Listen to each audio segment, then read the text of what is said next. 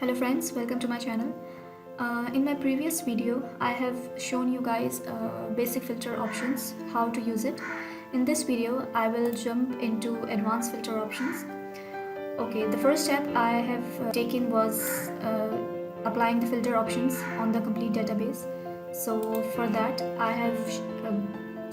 you need to go on the home button and sort and filter option, click on filter.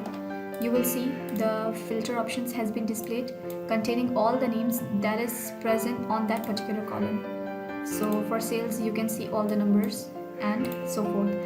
So this is the basic method manually you can filter out the data, and some functions you can use I have taught you in my previous video. So for advanced, let's go to data option, and first you need to create a clear database that what kind of filter, what kind of data you want to filter, whether you want to filter for a single entity or multiple entities, or using the country code or names or sales.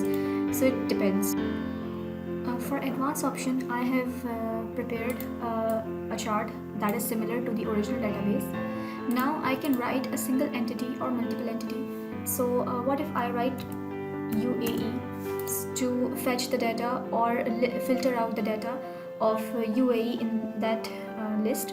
So I'll go to data options, which is in the menu bar, and go to advanced option.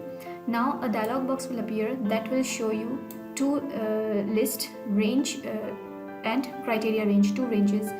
So the list range, which is already been selected, this one I selected again, and then criteria, like the criteria you want this particular list to follow.